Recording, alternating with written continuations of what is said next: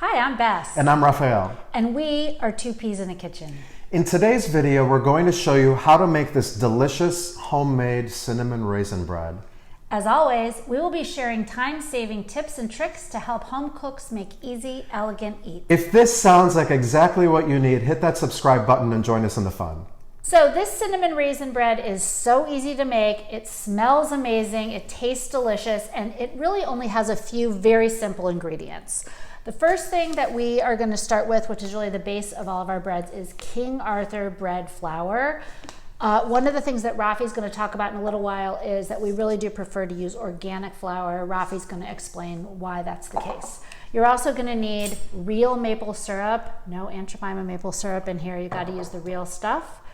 A quick rise yeast. We like the Red Star yeast. We have 1 cup of raisins, and you can use any kind of raisins that you want in this recipe. Some cinnamon, some salt, and some cool water. So the first thing we're going to do is measure out our flour. This recipe uses 3 cups of flour, and I'll show you a couple different ways that you can measure the flour. But first, before I go into measuring it out, let me explain why we like to use organic bread flour. So this recipe does call for bread flour, so make sure you have bread flour on hand. Bread flour actually has more protein than all-purpose flour, and it results in a better texture of your bread. And the reason that we use organic flour, and many of you may not know this, but many of you may be familiar with Roundup, which has a nasty active ingredient called glyphosate in it.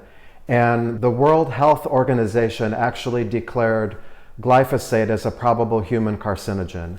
And in the United States, oftentimes, farmers will use Roundup right before harvesting wheat in order to make it easier to harvest. So I don't know about you, but I don't want Roundup in my bread. And that's why we're using organic flour. So let's go ahead and measure out 3 cups of flour. So there's a couple different ways of measuring out our flour. So the first way is to simply spoon it in. I have a 1 cup measuring cup over here. So I'm going to spoon that in here. I'm going to put this over here because I'm going to level it out. And what I'm also going to do is weigh it out for you as well, because that's really a way to have really consistent bread. If you have exactly the same amount of flour in every batch of bread that you make, it's going to be more consistent. So I'm just going to simply level this off. So we have 1 cup. Okay, so we have 1 cup. I'm going to do my 2nd cup in here. And if you want to reference more details on, why I'm actually spooning our flour into the measuring cup instead of sticking the entire measuring cup in here, I go into that in detail in our country bread recipe. So check that out in the description of this video below if you want a little bit more detail on that. Okay, so we have 2 of our cups and 1 more cup, and then we'll go on to the rest of the ingredients. 3 cups of flour. And this actually results in about 460 grams. So if you use 460 grams on your kitchen scale every single time, you'll have very consistent bread each time. Now that Raphael has measured and weighed the flour, it's time for us to add the other ingredients. The next ingredient that we're going to add is 1/2 teaspoon of Red Star quick rise yeast. We're going to follow that by 1 tablespoon.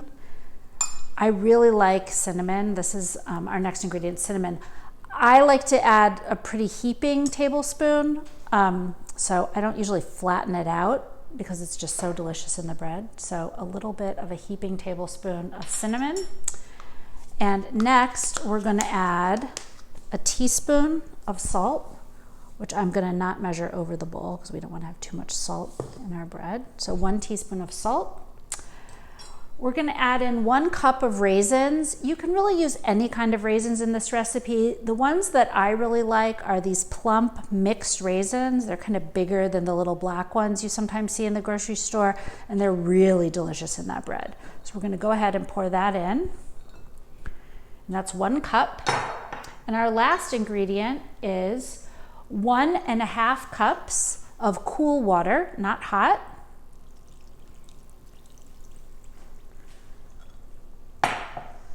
And once we have all the ingredients in the bowl, we're going to just take a big fork and we're just going to simply start incorporating all of the ingredients together.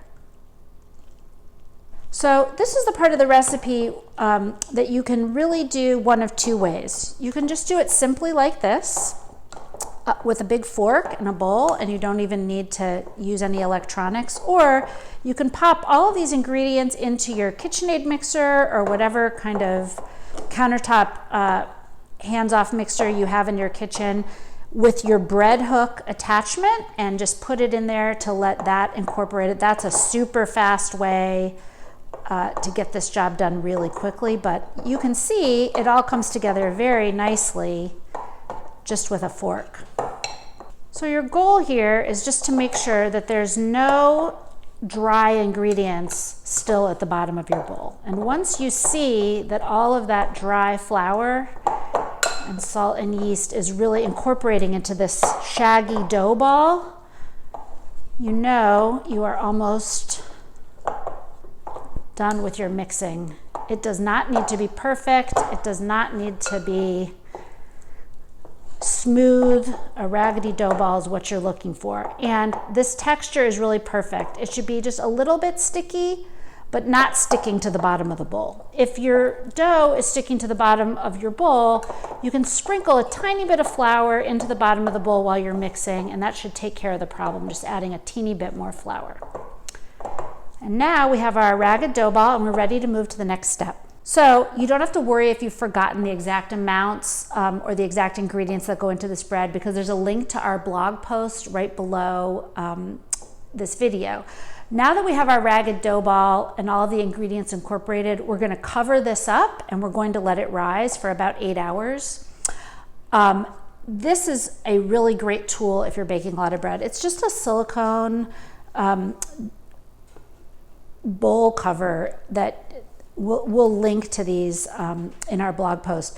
They are really great. You don't have to waste a lot of plastic covering your bowls. I like to use these. It just makes it a lot easier to cover them up. So this is the part of our recipe where you really have two choices of what you're going to do next, and Raphael is going to explain one of our favorite easy peasy tips with this bread. Okay, so now you have two choices for the rise. So Bess already mentioned, once you have your plastic wrap or your silicone lid on, you can simply let it rise on your kitchen counter at room temperature for 8 to 10 hours. So what does this mean? So this means if you'd like to, get up in the morning and mix your dough first thing in the morning, let it sit on your counter 8 to 10 hours. You can have fresh baked bread for your family at dinner time or for your dinner party. Or you can even mix it up at night and then bake it first thing in the morning after it's been just sitting on the counter for 8 to 10 hours. Our easy peasy tip number one, so let's say you want to make the bread, you want to extend out when you make the bread and you want to make it later the following day. What you can do is once you've mixed up your dough and you've covered it up, you can place it in your refrigerator for about 12 to 14 hours overnight. And then after that point, simply take it out of the refrigerator and let it sit on your kitchen counter for about 45 minutes and up to 2 hours or so, right on your kitchen counter for your dough to get to room temperature before you proceed on to this next step. Okay, after your bread has done its long first rise, either in the refrigerator overnight or on the counter for 8 to 10 hours, it will have increased in size, and we're now ready to proceed with the next part of our recipe here.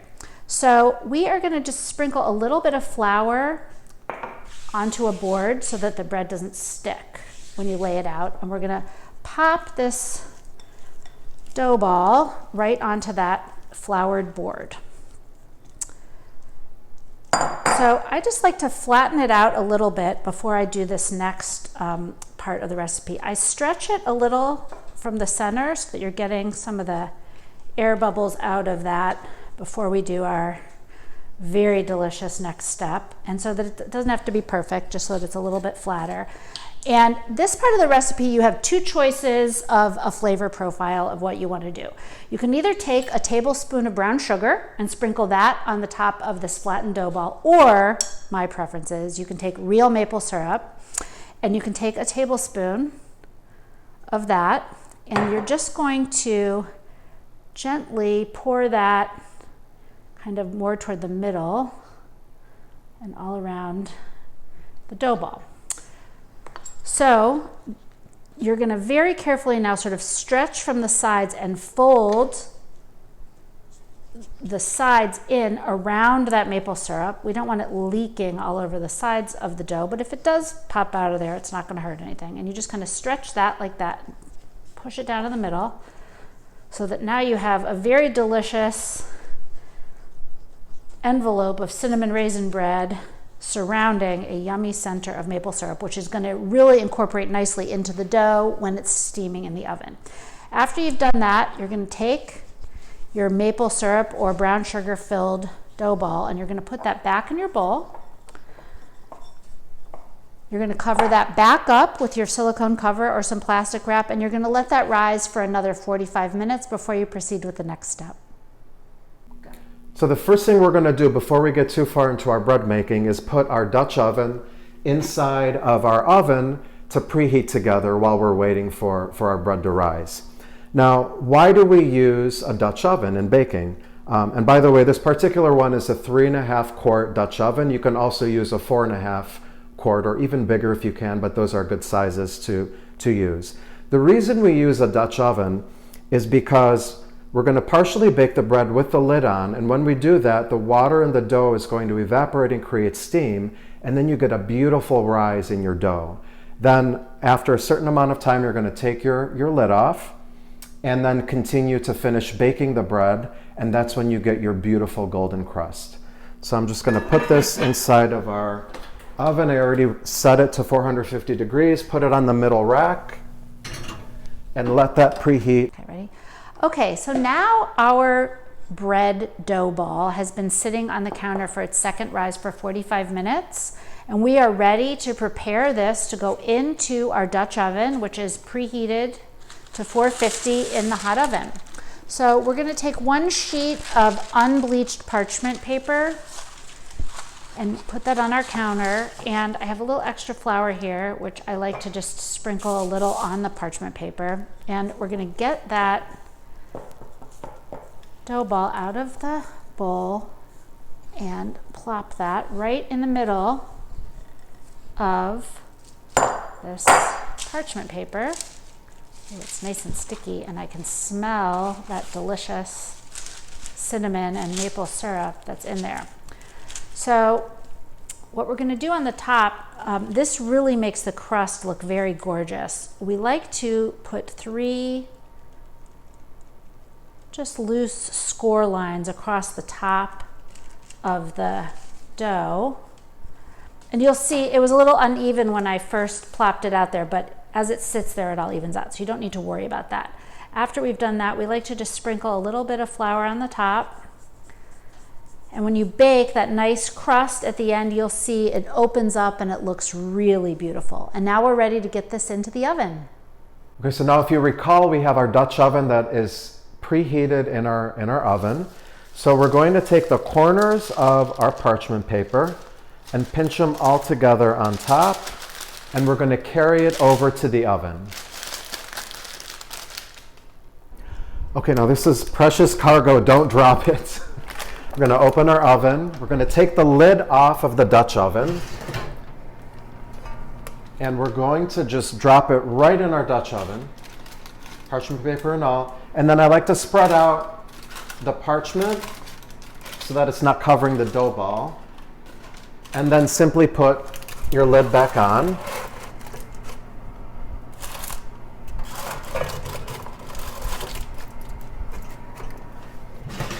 Push it back in. And you're going to let it bake for 30 minutes. Once 30 minutes is up, you're going to take the lid of the Dutch oven off and let it bake an additional 10 minutes. Okay, so our kitchen timer just went off. It's been baking for 30 minutes. I'm going to take the lid off of our Dutch oven. Take a look at that. And now it's going to bake without the lid for 10 more minutes. So now our bread is done and it smells amazing. I really think of all the breads that we like to make, this is the one that smells the best. I mean, your whole house will just smell like a bakery. It really smells does. amazing. And this is my favorite part of every video where we taste it. So Absolutely. why don't we do that? So one of the things that is really amazing about all the breads that we're making, and this one in particular does really well, is our easy peasy tip number 2 is this bread freezes amazingly well. So usually what I do is I take half of a loaf. Oh my gosh, look at that. It looks beautiful inside. Look at those raisins. I like to take half of one of the loaves that we make, and I usually will cut it into quarters or thirds, and I freeze it right in a baggie, or you can wrap it in a little parchment and foil, and I stick it right into the freezer. When you take it out of the freezer, you can reheat it in the oven. I actually put mine right onto the oven rack at about 400 degrees for, you can kind of watch it, maybe about 10 minutes. It doesn't take very long, but it tastes as good as the day that you made it. So this is a wonderful way to have fresh home-baked bread available without even having to make it. You can just take it right out of your freezer. It really is one of the best things about this bread. Absolutely. It also makes incredible toast. So if you want to store it, if you don't use it all and you don't want to freeze it, you just want it for toast the next morning, we like to keep it in the refrigerator. Remember, this bread has no preservatives in it. It's not like the garbage that you buy at the grocery store. So we just will stick it in some parchment or right into a baggie in the refrigerator. Take that out the next morning and slice it. It makes incredible toast. It's really delicious. And now is the moment of truth. Let's taste it. This is our favorite part. We're gonna taste test this bread. It smells amazing. The texture is amazing. Ready? Yes. And of course, we're having some nice soft butter here for emphasis on how delicious this bread is. Cheers. Cheers. Oh my God. It's so good. This is almost as good as cake. I might argue it's actually better than cake, but I'm a bread fiend. Literally, this bread is as good as any bread you are going to buy at a bakery, and it takes minutes to make. I'd Try say it's it better. out. It's incredible. The cinnamon raisin also makes nice French toast. We're going to do a video coming up soon where we're going to do an overnight French toast. This crusty bread would be amazing in a French toast that you soak overnight. It's delicious. We hope you love it as much as we do. We hope you've enjoyed this video, and if you've tried making the cinnamon raisin bread, make sure you leave us a comment down below to let us know what you think. The link to the blog post is also in the description below for reference. And also, please join our pod, subscribe to our channel, and please continue to join us on all of our cooking adventures. We look forward to seeing you next time. Bye for now. Bye.